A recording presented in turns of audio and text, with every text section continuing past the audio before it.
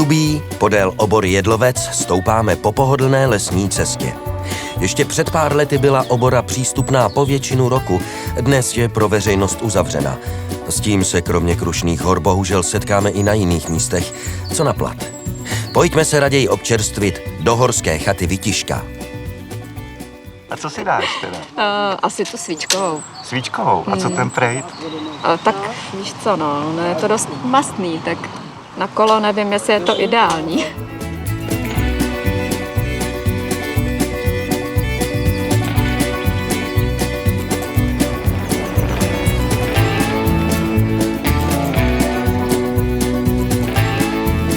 Vyhlášená a hojně navštěvovaná restaurace Uhanky v Horní Moldavě měla ještě nedávno ceny jídel více než příjemné. Dnes jsou sice trochu vyšší, než jste viděli v menu, stále se tu ale najíte za slušný peníz. A my pokračujeme dál přes Moldavu na rozlehlé pastviny.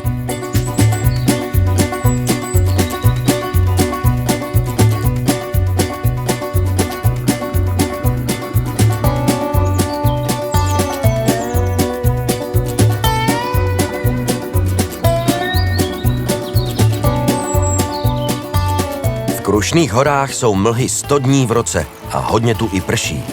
Proto přítomnost sluneční elektrárny překvapí.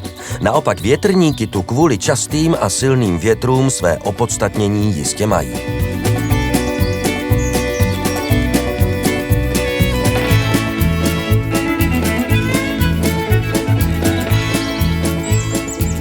Od kostela Navštívení Panny Marie vystoupáme na vyhlídku a teď si budeme chvíli připadat jako kovbojové ve špagety westernu. Je to jediná část trasy, která umožní daleké pohledy na lehce zvlněný hřeben Krušných hor. Většinu cesty pak pojedeme lesem. Krušné hory nesou svůj název od způsobu těžby rudého kamene, takzvaným krušením, protože v minulosti se tu těžily polymetalické rudy ve velkém, jak se dozvíte v závěru cesty.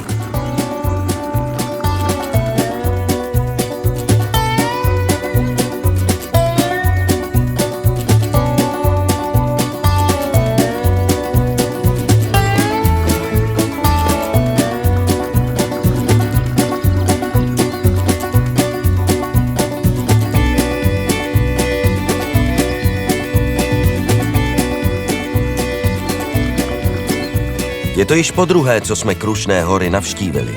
A rozhodně ne naposled, protože než prozkoumáme celé území dlouhé 130 kilometrů, chvíli to potrvá.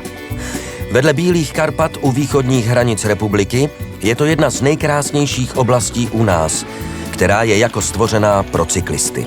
A na rozdíl od Šumavy se tady může jezdit skoro všude. A území je tak obrovské, že se tu lidé rozptýlí v krajině a moc jich přes den nepotkáte. Tady a tady a tady a dneska bude určitě aspoň houbová polívka. Ve srovnání s pohodlným Schwarzenberským kanálem nás teď čeká technicky náročná cesta, pro mnohé nesjízdná. Naše holky však mají tvrdý výcvik a Flajského plavebního kanálu se nezaleknou.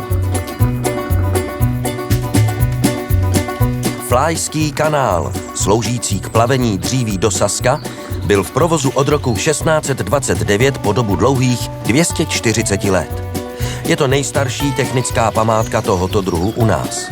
Na české straně se dochoval úsek z Flájí do Českého Jiřetína, na německé straně prakticky nic. Český Jiřetín, tato osada dřevorubců zvaná tehdejšími českými úřady Georgendorf, saskými úřady pak Böhmisch Georgenthal.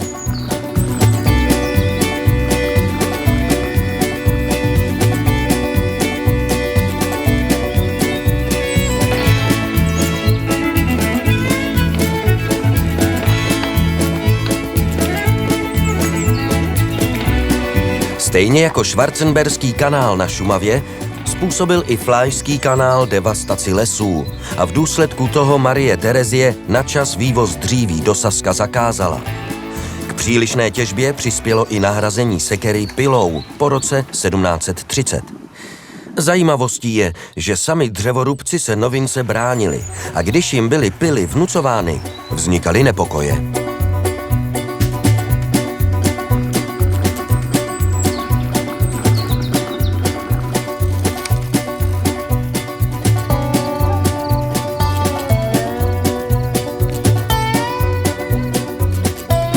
Vodní nádrž Fláje byla dokončena v roce 1963.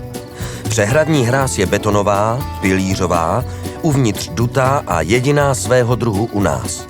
Proto je chráněna jako technická památka. Další podobnou přehradní hráz najdete až ve Švýcarsku.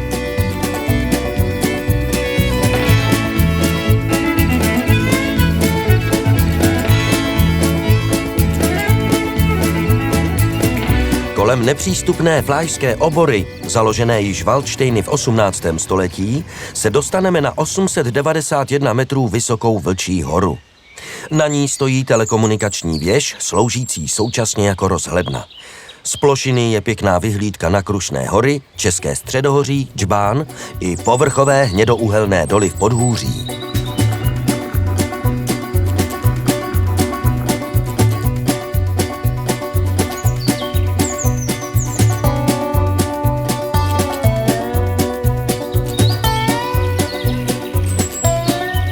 Pohodovou výjížďku si jako vždy na podzim zpestříme sběrem hub. To je naše tradice. Přes rozlehlé pláně u vrchu Tří pánů se dostaneme na planinu Hutung, kde stojí větrná farma. Turbíny byly pojmenovány Ferdinand, Bronislav a Vavřinec a jejich maximální výkon je 6 MW. Původně jich tu mělo stát víc, ale plán byl naštěstí zredukován.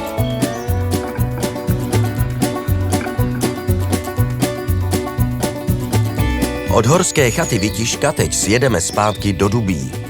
Jako zlatý hřeb dne navštívíme restauraci pod sjezdovkou Bouřňák, kde se posílíme kachnou a obří klobásou, protože bílkoviny to je základ sportovní výživy.